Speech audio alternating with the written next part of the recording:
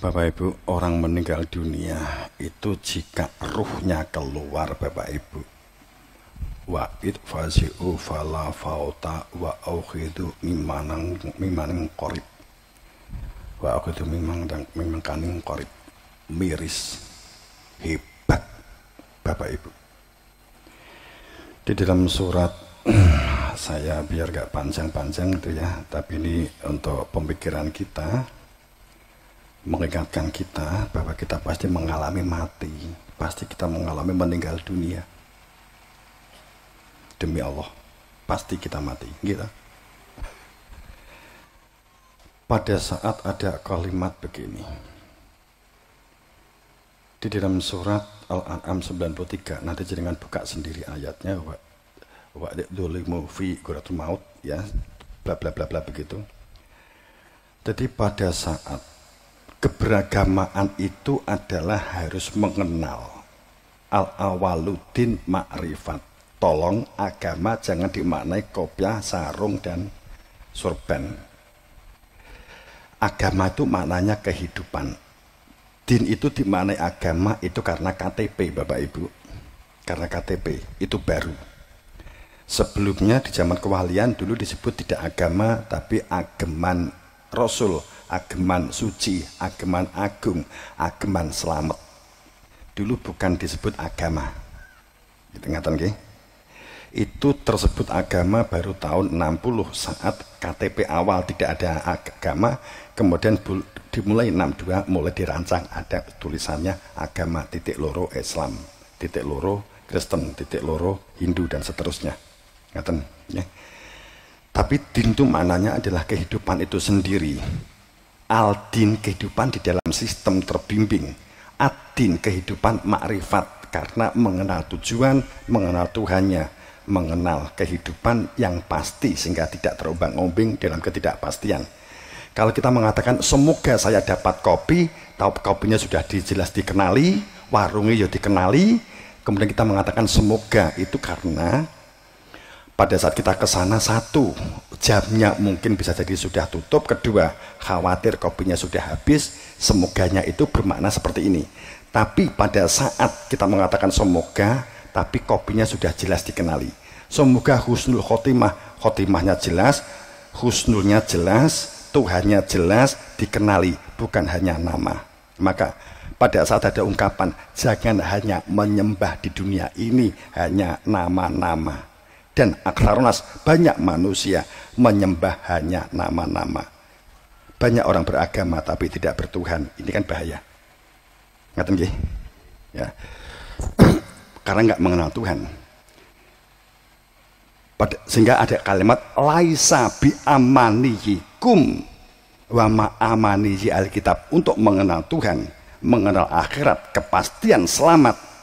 Wa ma laisa bi amani, bukan laisa, sama sekali bukan karena hasil angan-angan kamu, pikiran kamu, tafsiran kamu, bayangan kamu, intuisi kamu, anggapan kamu. Wa ma'amani, dan juga bukan karena hasil bacaan dan kesepakatan yang kamu tuangkan dalam bentuk tulisan. Pangapunten, ini ayat, bukan duduk cangkemku. Ngaten nggih. Nah, saya kembali.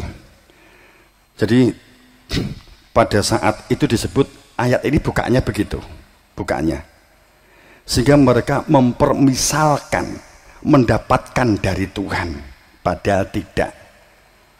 Wa dolimu, maka orang dolim ini hebatnya pada saat dia sakratul maut, fi ghumratul maut, hebatnya saat ghumratul maut, Bapak Ibu.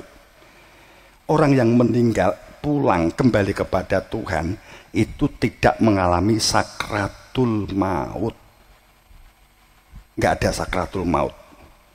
Sakratul maut itu adalah hebatnya yang diterima seseorang saat proses ruh itu keluar, sehingga ditunjukkan dengan rogo saat ruh keluar itu kaku, menunjukkan sakit yang hebat, ngempet mengendalikan diri sakitnya, dan dingin itu menunjukkan takut hebat yang diterima.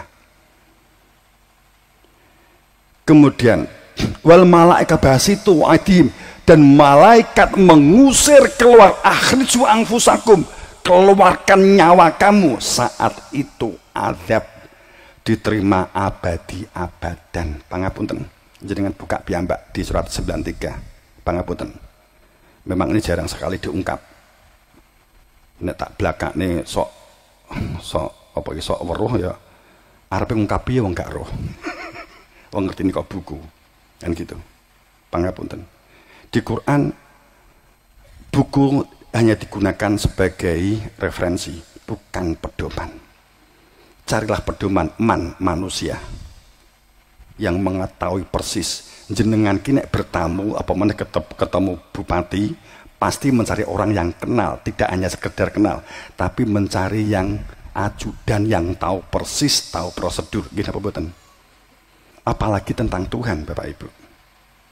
Ini zaman modern, ini zaman mentok, ini zaman akan banyak kejadian-kejadian hebat. Bapak Ibu yang berbahagia. Jadi ayatnya sebenarnya makaten, pangapunten. Makanya di dalam surat Al-Hujurat 14, perilaku Islamu, akhlak, adab, pemberdayaan, budidaya sosial masyarakat yang baik genapi dengan iman butiran yang berada di dalam dada kamu.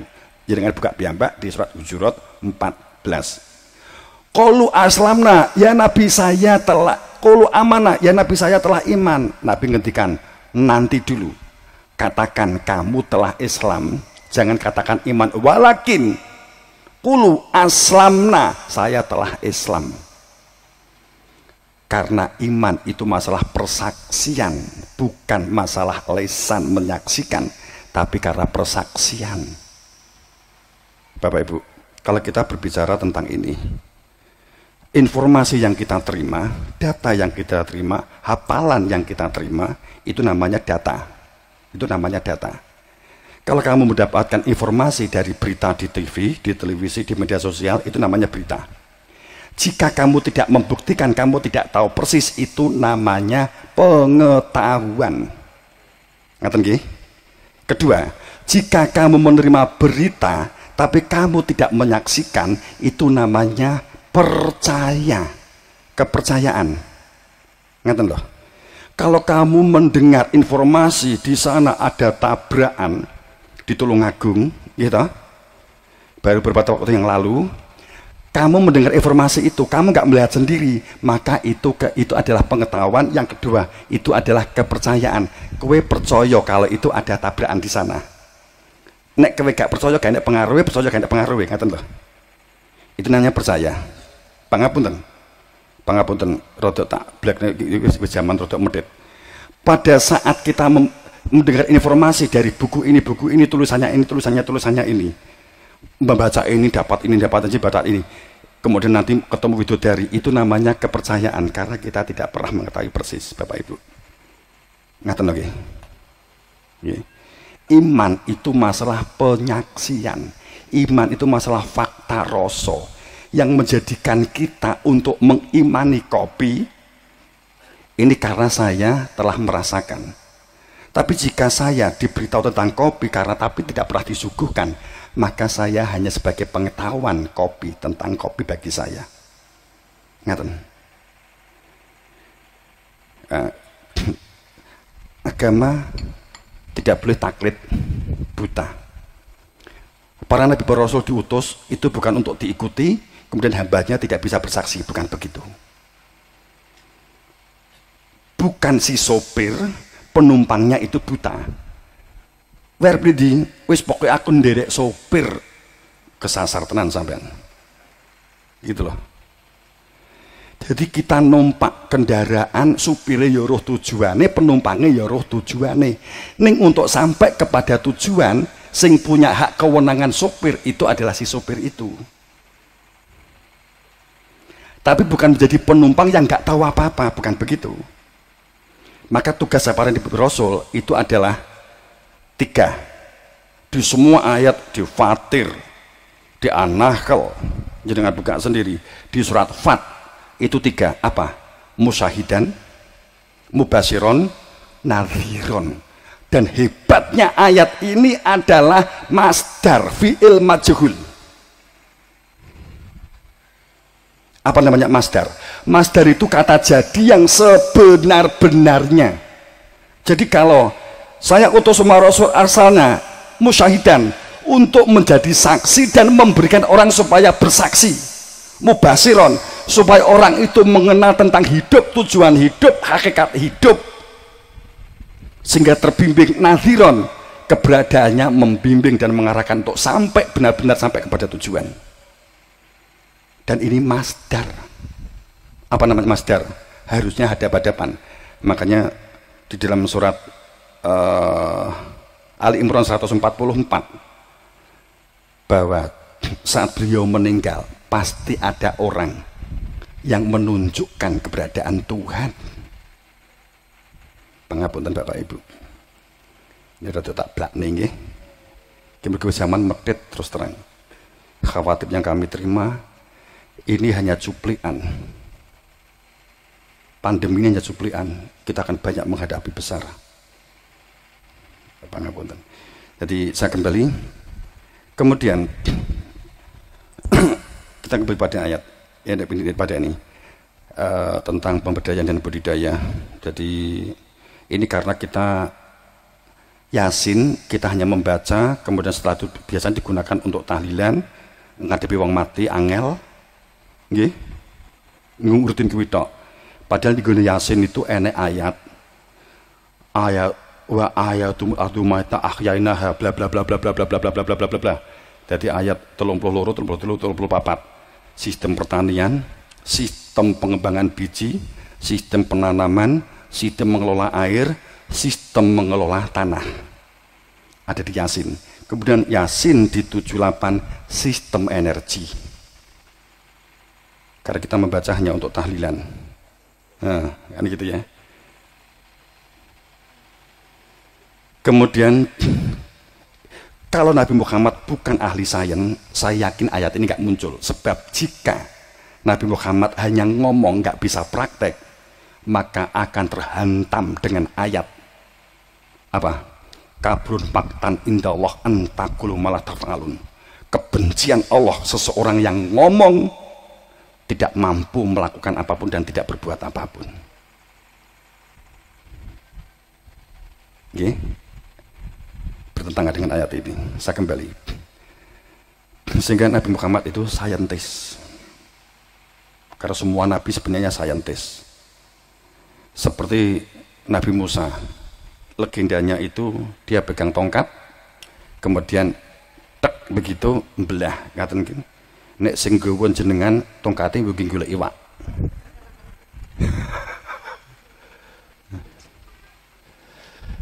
Jadi pada saat itu bukan begitu Bapak Ibu. Jadi enggak semata-mata sihir atau legenda begitu mboten. Itu ada teknologinya. Nek pengen terus jenengan teng pondok kula didui. Ada teknologinya. Jadi ada cahaya yang dapat dikumpulkan, kemudian nanti energi itu akan dapat membelah kan begitu. Satu gitu, yang kedua memang saat itu ada kejadian hebat, yakni terjadinya tsunami. Sehingga pada saat Nabi Musa lewat, itu laut sedang turun, saat kemudian Fir'aun ngetutke, datanglah itu kan juga mukjizat. Sebenarnya begitu. Jadi unsur, sebab kalau itu hanya sulapan, itu berarti dengan inna fi khalqis samawati wal ardi waqtilahi wa nahar la ayatul albab bertentangan. Dalam kejadian langit dan bumi dan semua kejadian ini siang dan malam bagi mereka yang punya akal dan berada di dalam akal yang terhubung dengan hati nurani, itu adalah nyata ayat-ayat bagi dia. Alladzina yadhkurunallah, yakni mereka yang punya zikir, wa yatafakkarun, mereka yang mentafakuri jati diri fitrah manusia yang berada di dalam jiwa, wa takun fil samawati wal ard, subhanaka, mereka yang melakukan budidaya dan pemberdayaan, robbana ma khalaqta hadzal batil, dan mereka yang hidupnya itu adalah tidak terombang-ambing, semuanya adalah ada hikmahnya. Saya kembali.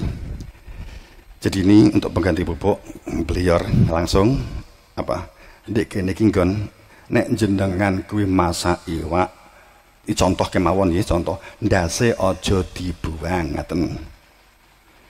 Ndase iwak saneh ndase jenengan. Ndase pun dibucal, kemudian jenengan remuk nih pamannya begitu. Kemudian bisa nanti jenengan gabung, jadikan satu. Jadi ada kepala ikan, kamu jadikan satu, kemudian kamu beri kentang. Pertama begini aja, kamu beri nanas. Jadi sebenarnya nggak harus sih, katakanlah kamu beri nanas, kamu tutup dalam jangka waktu tertentu, kemudian kamu beri nutritan. Kalau saya punya nutritan yang biasa-biasa, nutritan atau fermentasi, kamu biarkan 21 hari, syukur lebih nggak apa-apa, nggak masalah, 3 bulan atau bahkan setahun. Itu sangat, tadi saya kan ngomong bahwa yang namanya protein itu akan diurai menjadi asam amino. Asam amino ini adalah media perubah zat-zat tanaman untuk supaya diserap oleh zat-zat di dalam tanah supaya dapat diserap oleh tanaman. Fungsi NPK itu ini. Jadi kalau kita dapat memunculkan asam amino, sebenarnya kebutuhan NPK tercukupi dari situ. Kemudian yang dibutuhkan adalah protein untuk dipecah. Cara mempecahnya dengan difermentasi. Pada saat jadi fermentasi itu tidak selalu berbicara tentang metanol atau alkohol. Kesalahan kita karena tidak memahami struktur, sehingga apa-apa yang fermentasi alkohol haram. Karena nggak paham. Kita bisa membuat alkohol tanpa memabukkan, bisa kalau kita mengetahui struktur asam amino. Unsurnya ada ikatan N, ada ikatan O, ada ikatan P, pamah begitu. NHO itu adalah asam amino. Kalau kita memahami ini, kamu berbuat apapun akan nyaman. Sebenarnya begitu. Nah, kalau intinya sudah ada di, kalau kami ada manuto, itu kalau itu lengkap, itu lengkap banget, lengkap. Kalau kamu tinggal menambahi beberapa poin karena ada yang di sini untuk memperkuat. Sebagai contoh, untuk mempercepat buah, cukup dengan kulit pisang kamu keringkan, kemudian kamu bubukkan fermentasi, disemprotkan, pamannya kan begitu. Itu beberapa. Satu, jadi kamu bisa mencari tanah yang di bawah pohon lapuk atau di bawah daun-daun lapuk. Itu bisa kamu ambil, ya, bisa kamu ambil, simpel kan. Tanaman yang ada di hutan itu rata-rata subur semua, ibu, bapak, subur banget. Itu bukan tanahnya yang semata-mata subur, karena di situ banyak bakteri yang memberi kehidupan. Maka cukup kamu mengambil 2 genggam, upamanya begitu, kamu ambil 2 genggam, kemudian sampai di rumah. Itu kemudian kamu cari kentang yang besarnya itu sama dengan tanah tadi, kemudian bisa kamu masukkan ke kaos atau kamu masukkan ke kaos kaki, kemudian kamu remat sampai habis, nggak apa-apa, untuk memudahkan saja. Kemudian kaos kakinya juga biar di situ, kemudian kamu tutup, tidak terkena matahari, dikerukup dengan posisi tutupnya melebihi baknya. Ronggong begitu, bukan rapat begini, ini sudah tidak memungkinkan untuk patogen terlalu masuk terlalu jauh. Bakteri yang menjadi penyakit itu, ya itu pada saat kita melebihi begini, kamu biarkan selama kurang lebih 5 hari. Saat untuknya banyak, maka itu bakteri sudah berkembang, sudah dapat kamu gunakan untuk semprot pengganti jika kamu ke sawah nggawa tletong. 1 genggam, 2 genggam, dan 2 genggam kentang mateng. Kamu menggunakan sego juga bisa, nasi tapi agak lebih lama, biasanya terpaut 2 hari. Tapi kalau kamu menggunakan kentang, itu biasanya 3 hari, 4 hari itu sudah sangat muntuk seperti berbuih, sudah berbuih. Kamu masukkan itu ke 15 liter air. Nanti kamu kemudian kamu ambil 1 liter per 20 liter air kamu semprotkan. Maka itu akan memunculkan menjadi ada bakteri kehidupan di tanah yang biasa kamu kimia supaya netral dan tidak lagi bantat. Dan itu jika kamu dengan manuto akan sangat lebih baik. Itu yang pertama. Ini bisa kamu gabung. Itu untuk mengganti NPK. Kemudian untuk NPK yang kedua yang kita tingkatkan yang lebih baik, itu kamu ambil protein terserah apapun. Saya contohkan di sini telur. Ambil telur 2, kemudian kasih micin 2 sendok, ya, telur 2 butir, micin 2 sendok, atau MSG, orang mengatakan demikian. Terus kemudian kamu kasih apa ya? Kalau ini tetap melibatkan POC, kamu ambil manuto 100 ml atau 200 ml. Kamu jadikan 1. Kemudian kamu bisa untuk lebih memperkuat bisa kamu tambah NPK 12 atau terserah NPK yang mana, cukup 1 sendok. Enggak kembali juga enggak apa-apa. 3 itu sudah cukup, ya. Kemudian ini bisa kamu tambah kalau kamu punya nanas, bisa kamu masukkan nanas seperempat. Jadi kalau utuh dibuat seperempatnya, terus kamu jadikan 1, kamu biarkan selama 2 minggu atau minimal 2 minggu. Setelah itu unsur proteinnya telah terurai menjadi asam amino. Kemudian telurnya itu akan menjadi unsur pengikat, di dalamnya ada unsur N, itu ada unsur fosfor, dan ada kalium karena ada tadi manuto, atau kalau ingin lengkap lagi ditambah Yakult atau susu Yakult 1 botol. Sudah. Penggunaannya itu hanya 10 cc kamu gunakan untuk 2 liter. 10 cc artinya 1 sendok untuk 2 liter. Itu untuk memberi kehidupan di tanah yang bantat, tanah yang tidak lagi hidup. Nah, itu.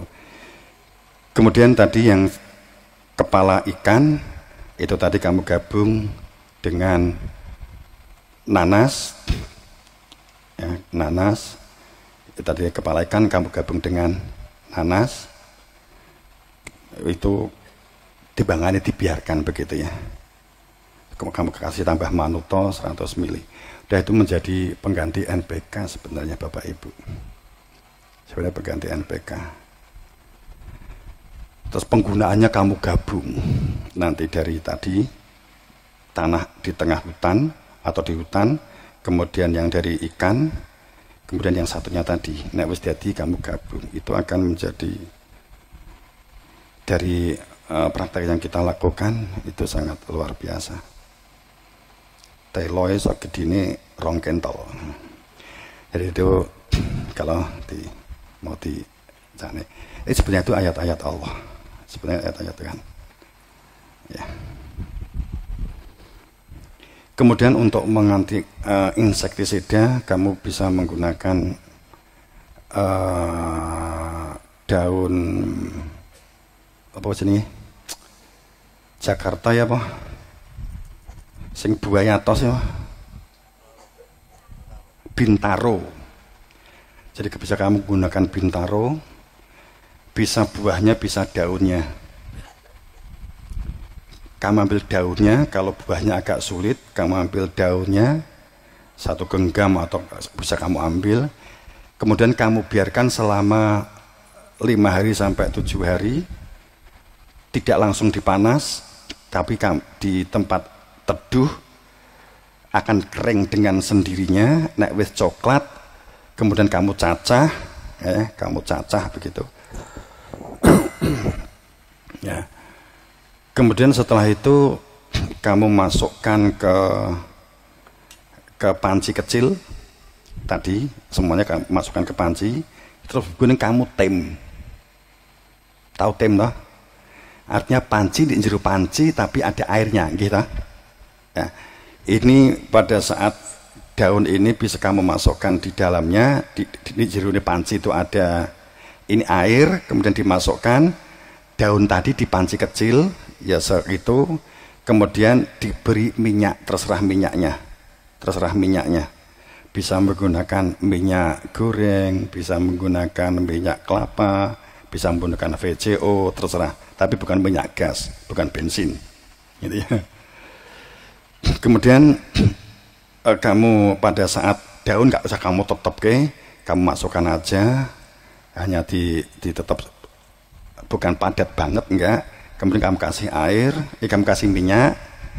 Setelah itu kamu godok, dimasak. Air yang di luar umup itu sekitar 1/4 jam sampai 20 menit. Entas, dinginkan, kemudian disaring, ambil minyaknya, itu digunakan untuk semprot. Per 5 liter 1 sendok. Kamu semprotkan. Yang sudah walang itu juga mati. Itu yang sudah. Saya hanya gunakan di belakang itu ada walang, tak semprot itu, surut. Dia mati tiba-tiba gitu. Tapi jadinya mesak nih, bisa mati. Mesak gitu ya. Itu kalau ular cepat mati. Itu insektisida. Sebenarnya minyak itu untuk mengikat,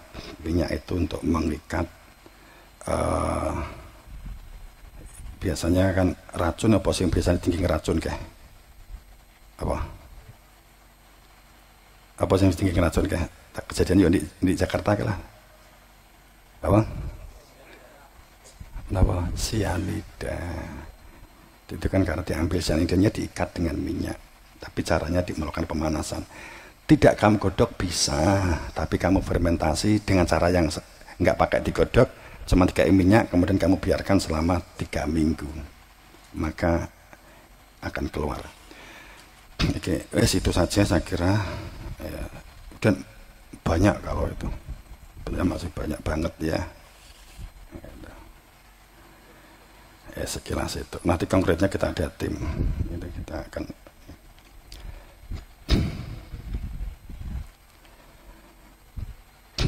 Tapi sebenarnya intinya kalau kita ada manuto itu lengkap. Kalau itu menulis lengkap. Sebenarnya pakai itu sudah cukup. Gitu. Pengganti NPK, tinggal nambah Yakult itu saja. Kalau ingin menambah. Saya kira begitu. Semoga dirahmati Allah, maghfirahnya dan ampunannya. Saya mohon maaf yang sebesar-besarnya yang saya sampaikan dengan celong dan global. Kita tutup doa, setelah ini langsung disambung nyegoro ing goro. Bapak Ibu yang berbahagia, saat kehidupan saat ini, di dalam kehidupan yang tidak pasti, kehidupan yang dajjal itu adalah puncak kebohongan. Dajjal, mana dajjal itu puncak kebohongan, puncak penyamaran, puncak ambigu, itu nama dajjal. Puncak ketidakpercayaan, orang yang dipercaya tidak bisa menjalankan tugas, orang yang janji nggak pernah dapat memenuhi janjinya, itu adalah puncak kedajjalan. Kemudian yang dia mengatakan Ya'juj itu adalah kerasnya hati, kerasnya pikiran. Hanya pikirannya yang paling benar, hanya dirinya yang paling benar, hanya kelompoknya yang benar. Itu adalah Ya'juj, tidak menggunakan rasional dan nalar. Kemudian Ma'juj itu kerasnya hati, bekunya hati. Saat ini sudah tepat titik puncak, maka Dajjal Ya'juj Ma'juj datang dengan cepat. Jadi Dajjal bukan masalah manusia bermata satu, kan gitu ya, bukan masalah itu, tapi makna satu kepala, satu mata di batuk ini menunjukkan hanya orang melihat hanya dirinya sendiri, tidak dengan hati, tapi melihat hanya dengan otaknya saja, hanya uang, hanya jabatan, hanya kehormatan, itu maknanya. Itu sebenarnya begitu. Jadi dintenono ora bodol. Kemudian kowe ngenteni Dajjal engko tulisane di njuri nek kafir pomone begitu kan. Begitu masalahnya kan begitu. Dajjal ki sok tulisan kafir di bathuke begitu. Kuwi nek kowe jenengan iso maca ngono kuwi Dajjal enek tulisane kafir, kuwi Dajjal goblok. Wong dekne iki golek kanca sak oke-oke ditulisi ya wong sapa gelem melok kan gitu ya. Sila ikut. Yang tahu hanya orang beriman.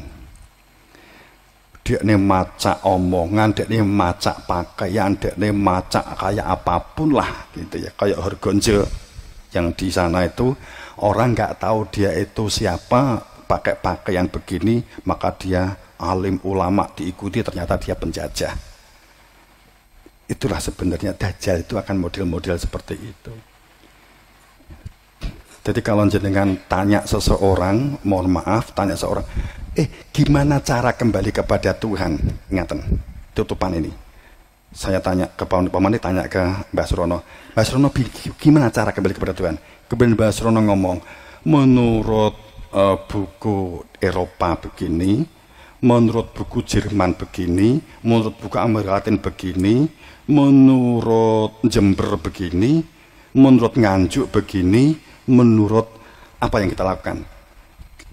Banyak orang mengatakan, wah Pak Surono hebat dapat menguraikan semua buku. Mohon maaf kalau saya tak tinggal gelinggang. Goblok ini berarti. Ngopo? Enggak, aku sing pengen terus piye wis tau rono burung piye carane. Enggak, carane buku gini gitu loh. Nek jenengan kita kok kopi paling enak itu mana? Sing mbok takoki jawab. Kalau menurut kopi Lampung begini, kalau menurut kopi Jember begini, kalau menurut kopi Banyuwangi begini, kopi NTT begini, kopi Brazil begini, kopi Jerman begini. Lah terus carane gawe kopi sing enak piye? Lah ya tadi, menurut Lampung begini, mbok rungokne, mbok tuku. Ora teko kopine. Mbok iso ditakoki, tau kopi, tau rasane kopi Lampung? Gak. NTT gak. Ngerti loh. Ya. Ya, kita kan kejebak dengan ini. Makanya kenapa Nabi Muhammad disebut Umi? Umi itu apa? Tanpa wacan, tanpa tulisan, karena tahu persis. Bukan kok buta huruf, enggak. Ngerti loh. Jadi Umi yang pertama tidak bersumber dari bacaan-bacaan itu, karena dia tahu persis nggih apa. Banyak duwe bojo karo buku. Sing mbok gawa buku nikah, gak duwe bojo, gelem. Gitu. Napa meneh? Piye carane duwe bojo? Oh iki menurut iki Allah gak nikah-nikah kuwi. Disingkung nikah. Kakean buku.